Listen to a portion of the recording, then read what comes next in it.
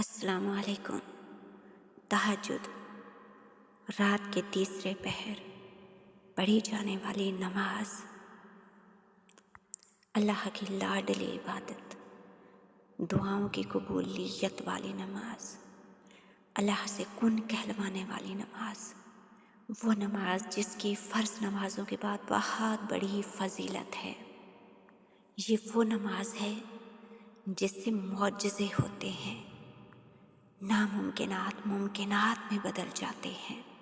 تہجد صرف ایک عبادت ہی نہیں بلکہ قرب الہی کا دروازہ ہے، قرب الہی کا ذریعہ ہے۔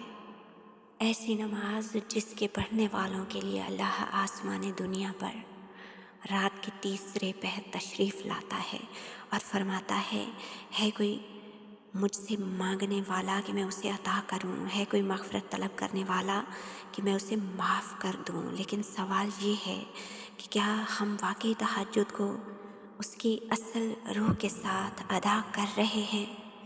کیا صرف 2 یا 4 رکعت پڑھ لینا کافی ہے، یا اس میں کچھ ایسا بھی شامل کرنا چاہیے جو ہماری دعاؤں کو فوراً قبولیت کے قریب لے جائے؟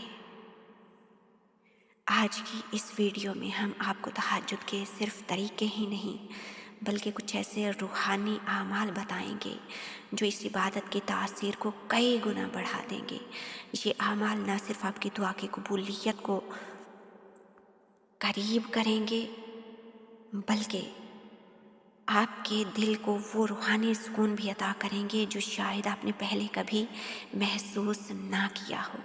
تو ویڈیو کو آخر تک ضرور دیکھیں کیونکہ یہ چند خاص باتیں آپ کی زندگی بدل سکتی ہیں۔ ویڈیو شروع کرنے سے پہلے آپ سب سے ایک ریکویسٹ ہے کہ آپ جتنی بھی اسلامک ویڈیوز دیکھ رہے ہوتے ہیں انہیں لائک لازمی کیا کریں اور کمنٹ سیکشن میں اچھے کامنٹس بھی کیا کریں، اور صدقہ جاریہ سمجھ کر ان اسلامک ویڈیوز کو شیئر بھی لازمی کیا کریں۔ اب چونکہ رمضان المبارک قریب ہے تو ہم اس حوالے سے بھی کچھ بات کریں گے۔ رمضان المبارک میں تہجد پڑھنے کا طریقہ عام دنوں کی تہجد کی نماز سے ہی ملتا جلتا ہے، لیکن اس مہینے میں اس کی فضیلت اور تاثیر کئی گنا بڑھ جاتی ہے۔ تہجد کی نماز ادا کرنے کا بہترین طریقہ، تہجد کی نماز کا وقت عشاء کے بعد سے شروع ہو جاتا ہے، لیکن اس کا بہترین وقت سحری سے پہلے رات کے آخری تہائی حصے میں ہوتا ہے۔ رمضان میں اکثر لوگ سحری کے لیے جاگتے ہیں تو بہتر ہے کہ سحری سے پہلے تہجد ادا کی جائے۔ تہجد کی نماز سے پہلے وضو کریں اور پاکیزہ لباس پہنیں، اگر ممکن ہو تو مسواک کا استعمال کریں کیونکہ نبی اکرم صلی اللہ علیہ وآلہ وسلم نے اس کی ترغیب دی ہے۔ تہجد کی کم از کم 2 رکعت اور زیادہ سے زیادہ 8 اور 2 رکعت شفع اور 1 رکعت نماز وتر آپ جتنی آسانی سے پڑھ سکتے ہیں اتنی ہی پڑھ لیں۔ تہجد میں لمبی قرأت کرنا مستحب ہے۔ سورہ مزمل یا کوئی بھی لمبی سورت تلاوت کریں، رکوع اور سجدے میں زیادہ دعائیں اور تسبیحات پڑھیں۔ سجدے میں خاص طور پر دل کی گہرائیوں سے دعائیں مانگیں کیونکہ تہجد کے وقت مانگی جانے والی دعائیں بہت جلد قبول ہوتی ہیں۔ تہجد کے بعد اللہ سے گناہوں کی معافی مانگیں، درود شریف پڑھیں اور اپنی حاجات کے لیے دعا کریں۔ تہجد کے لیے خلوص نیت، دل کی حاضری ضروری ہے۔ اگر نیند کا غلبہ ہو تو مختصر تہجد پڑھیں، لیکن تہجد کو چھوڑیں نہیں۔ رمضان میں تہجد کے ساتھ ساتھ دعا، استغفار اور قرآن کی تلاوت کو بھی معمول بنائیں۔ رمضان المبارک میں تہجد کی نماز کی فضیلت عام دنوں سے کہیں زیادہ ہوتی ہے، لیکن کچھ ایسی روحانی و عملی چیزیں بھی ہیں جو تہجد کو مزید اثر انگیز بناتی ہیں۔ تہجد سے پہلے کچھ دیر مراقبہ کریں۔ نماز شروع کرنے سے پہلے کچھ دیر خاموشی میں بیٹھ کر اللہ کی یاد میں مصروف ہو جائیں۔ دل کو دنیاوی خیالات سے آزاد کریں اور یہ تصور کریں کہ آپ اللہ کے قریب ہو رہے ہیں۔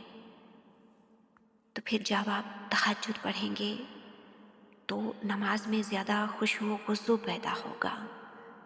ये जो 7 चीज़ें मैं बयान करने जा रही हूँ, जिनमें से मैंने एक चीज़ अभी बयान की है मुराक़बा, इनके नताइज इंशाअल्लाह आप ख़ुद देखेंगे, मौजज़ात आप अपनी ज़िंदगी में ख़ुद महसूस करेंगे।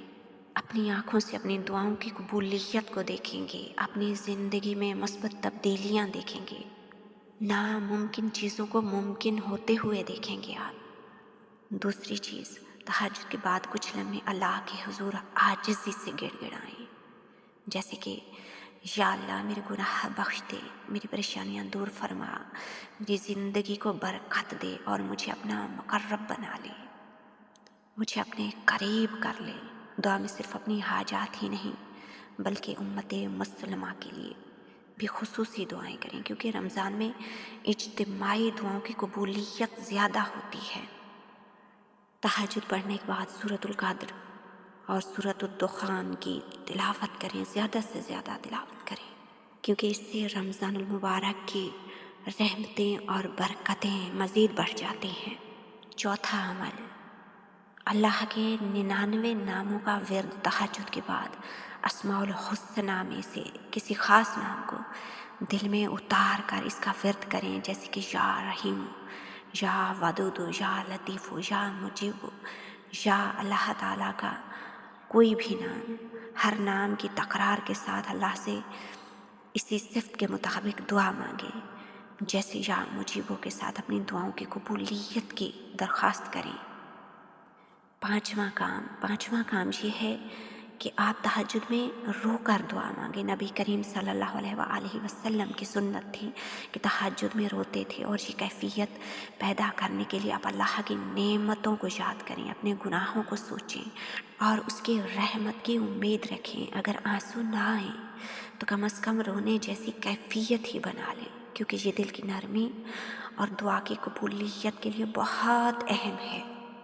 कहते हैं ना कि जब आपकी आँखों से आंसू जारी हो जाएं तो जान लें कि ये दुआ की कबूलियत की बहुत बड़ी निशानी है। और ख़ास तौर पर जब ये आंसू तहज्जुद की दुआओं में आँखों से निकले तो कबूलियत यकीनी है। छठी चीज़ क्या है? छठी चीज़ है अपने आमाल का जायज़ा लेना रमज़ान की हर रात में, या फिर आप आम रातों में भी तहज्जुद पढ़ रहे हों तो हर रात में तहज्जुद के बाद थोड़ी देर सोचें कि दिन भर क्या किया, कौन सी नेकियां की, कहाँ कोताही हुई और कल को आज से बेहतर कैसे बनाया जा सकता है। ये खुद एहतिसाबी अमल रूहानी तरक्की में बहुत मददगार और फ़ायदेमंद साबित होगा। सातवीं चीज़, एक ख़ास दुआ अपनी ज़िंदगी का हिस्सा बनाएं। अगर तहज्जुद में रोज़ाना कोई एक ऐसी दुआ शामिल कर लें जो आपकी ज़िंदगी की सबसे बड़ी ख्वाहिश हो और इसे रमज़ान की हर रात तहज्जुद में मांगते रहें, तो अल्लाह की रहमत से वो दुआ ज़रूर कबूल होगी इंशाअल्लाह। ये चंद ख़ास बातें जो मैंने आपको बताई हैं, ये आपकी तहज्जुद को मज़ीद रूहानी और बाबरकत बना सकती हैं। रमज़ान में इस मौका को ज़ाया ना करें, क्योंकि ये वो वक्त है जब आसमानों के दरवाज़े खुले होते हैं और अल्लाह अपने बंदों की तरफ ख़ास तौर पर मुतवज्जा होता है और बंदे की रूहानियत उरूज पर होती है। तहज्जुद सिर्फ एक नफल इबादत नहीं बल्कि ये एक रूहानी कनेक्शन है जो बंदे को अल्लाह के करीब कर देता है। इसमें मांगी जाने वाली दुआएं आम दुआओं से कहीं ज़्यादा ताकतवर होती हैं। तहज्जुद की सिर्फ एक दुआ की इतनी ताकत है कि वो पूरी ज़िंदगी बदल सकती है, क्योंकि ये वो वक्त है जब अल्लाह की रहमत बंदे को खुसूसी तौर पर नवाजती है। तहज्जुद के ज़रिए ज़िंदगी में ऐसे मौजज़ात रूनमा होते हैं जो बज़ाहिर नामुमकिन लगते हैं। तहज्जुद से मौजज़े क्यों होते हैं, कैसे होते हैं? तहज्जुद के वक्त दुआ की कबूलियत का वादा है रब का। नबी करीम सल्लल्लाहु अलैहि वसल्लम ने फरमाया कि हमारा रब हर रात के आखिरी तिहाई हिस्से में आसमान दुनिया पर नज़ूल फरमाता है और पुकारता है, कौन है जो मुझसे मांगे मैं उसे दूँ, कौन है जो मुझसे मग़फ़िरत तलब करे मैं उसे माफ़ कर दूँ। اس بات کا ثبوت ہے کہ تہجد کے وقت مانگی گئی دعائیں کسی رکاوٹ کے بغیر اللہ تعالیٰ تک پہنچتی ہیں۔ حدیث میں آتا ہے کہ دعا تقدیر کو بدل دیتی ہے۔ تہجد میں جو دل سے گڑ گڑا کر دعا مانگے، اللہ اس کے مقدر کو بھی بدل سکتا ہے، چاہے وہ حالات کتنے ہی ناممکن کیوں نہ لگ رہے ہوں۔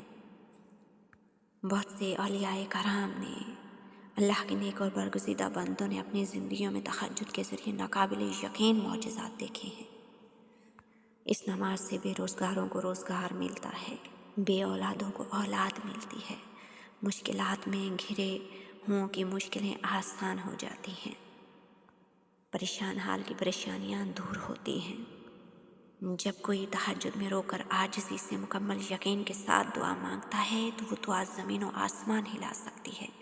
تہجد میں صرف زبانی دعائیں نہ کریں بلکہ اپنے دل کی کیفیات کو اللہ کے سامنے رکھیں، جیسے ایک بچہ ماں سے ضد کرتا ہے۔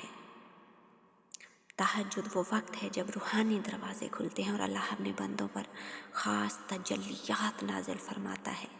جو شخص تہجد کو مستقل اپناتا ہے وہ زندگی میں غیر معمولی تبدیلیاں دیکھتا ہے۔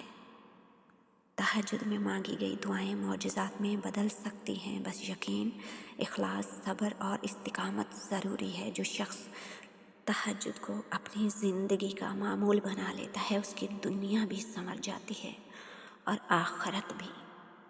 دعا ہے پاک پروردگار سے کہ وہ ہم سب کو تہجد کی پابندی کرنے اور تہجد کی رحمتوں اور برکتوں کو حاصل کرنے کی توفیق عطا فرمائے اور ہماری دعاؤں کو درجۂ قبولیت عطا فرمائے۔ آمین یا رب العالمین۔